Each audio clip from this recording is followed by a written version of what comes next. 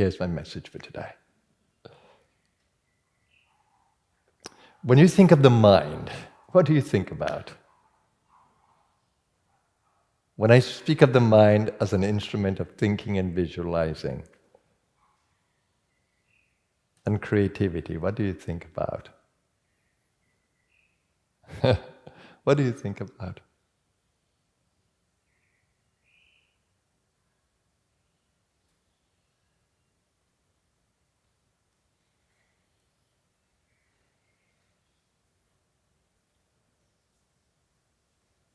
The mind exists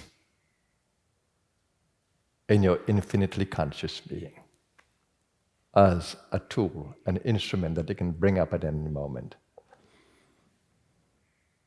But the mind is not going to come just like that. It requires an ego, a doer. And so at the center of the mental apparatus is the ego,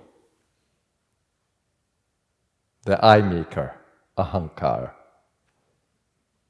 the one that gives us the sense of self. Without an ego, you have no sense of self.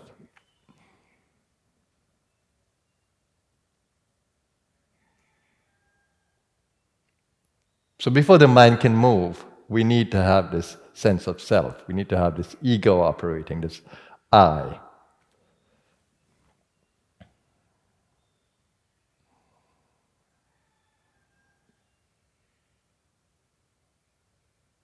You know the saying of Descartes, right? I think, therefore I am. So the ego is implied in the thinking. The moment you get involved in thinking, an ego is implied.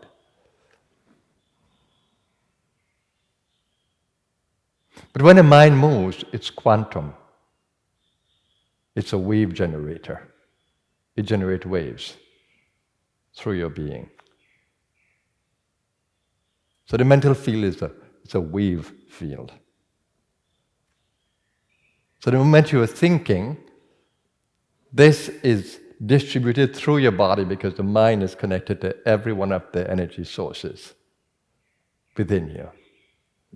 The ego mind is the driver of all the energies within you. Whether it's the sacral, whether it's the root, driving the actions of the body, whether it's the emotion, whether it's the communication, whether it's the ideas.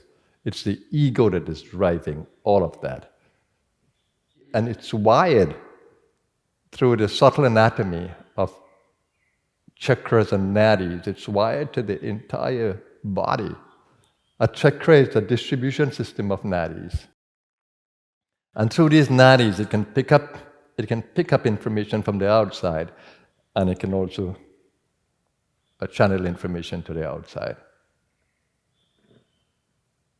So you have a subtle system here that pervades, and then of course, the ego can use the heart to also channel waves.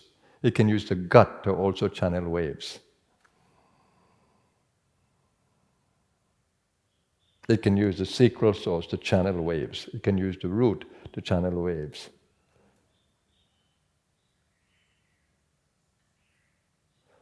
So just imagine when you have no control over the ego and the ego mind and the ego heart and the ego vital system and the ego sexuality and the ego driving physical action. If you have no control and you're operating unconsciously, what happens? We end up in a mess, totally at war with ourselves.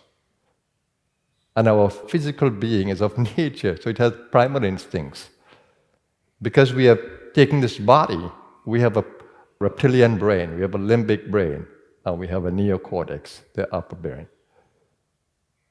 So which one do we use? When we are taken up by primal drives, what do we do? Does the neocortex shut down and just let primal behavior take over? Sometimes it does.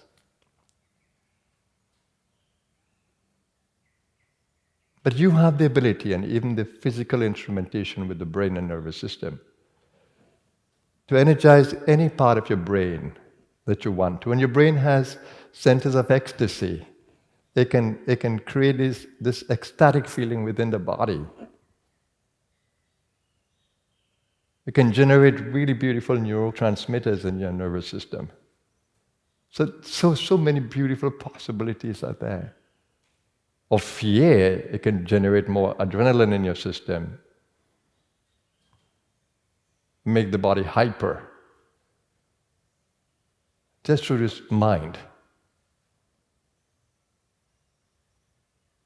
So it's most important to be conscious, to be aware, to have an expanded view of the whole system.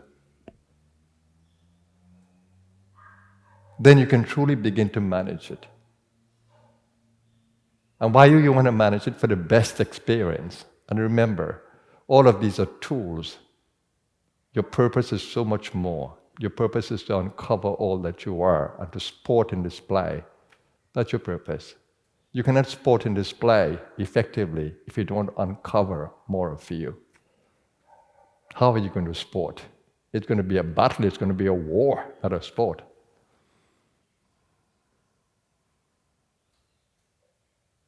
Hence, you need to truly understand the mind. You can't manage a mind if you don't understand it. And you don't understand it if you don't get into the experience of the different facets of the mind.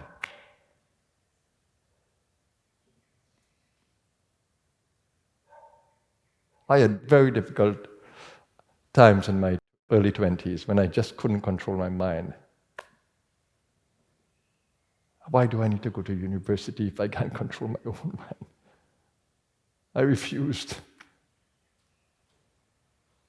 I refused higher education at that point because I saw the uselessness of it. And I ran away to India. I wanted to find these masters of the mind, these knowers of the soul. And fortunately, I did find. And that's how I learned.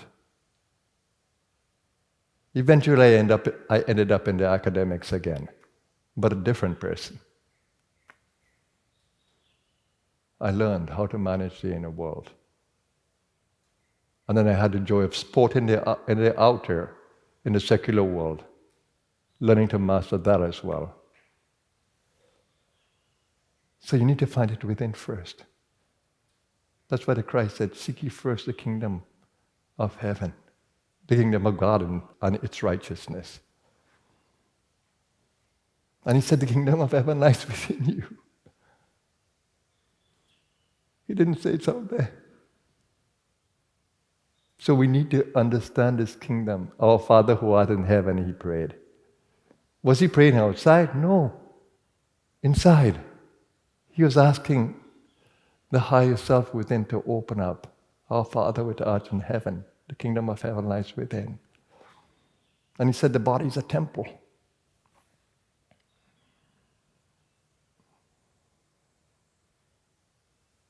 The message is clear. All the Eastern mystics say the same thing.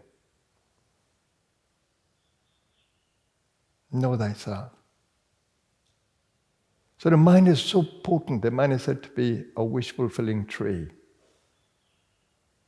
Everything that you think about, that you are wishing for consciously or unconsciously, is going to come to you. Even the fear that you are expressing, that's going to happen. You make it happen.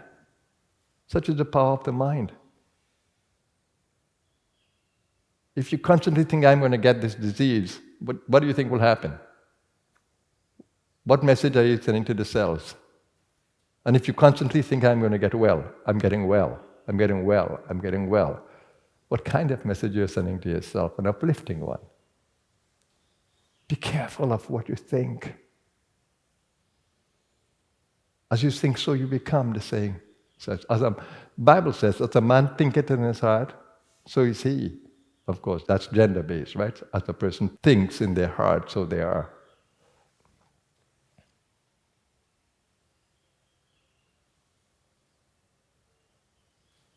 That's why I give such importance to the mind.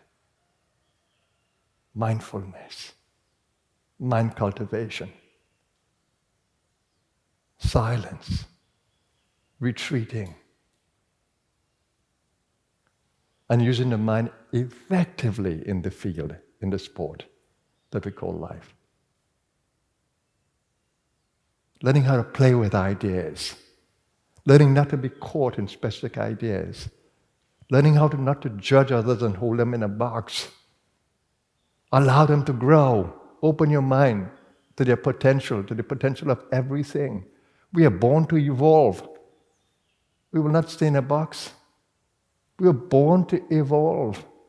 The soul continuously evolves through every species, through all the species.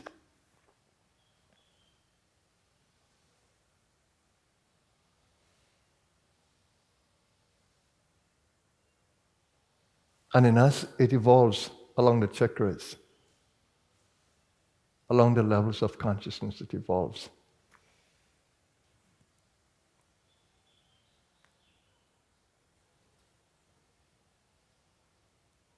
So I'm going to continue to bring you to the awareness of your mind and its potency, and encourage you to cultivate a silent mind, a loving mind, a positive mind, an uplifting mind. Take care of your mind. It's so important, but most of all, understand it. Understand your mind. It's a very potent center of power. Of course, ego is implied there.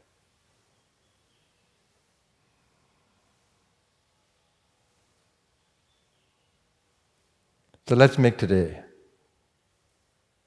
an exciting day by holding positive thoughts throughout the day.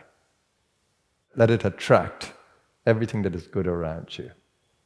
And no matter what adversity comes to you, see it positively. See it only as a blessing. Don't feel guilty that you have made a mistake. No, there are no mistakes in life. There are only trials, exploration, and growth. No mistakes. Absolutely no mistakes.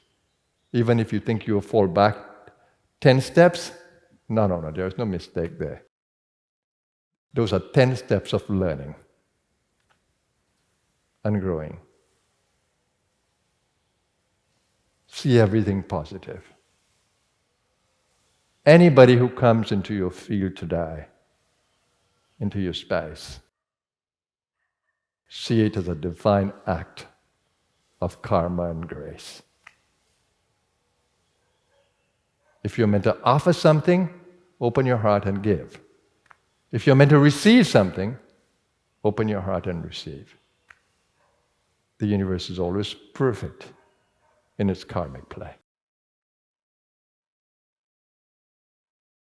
I leave you with this message today. Have a blessed day, everyone.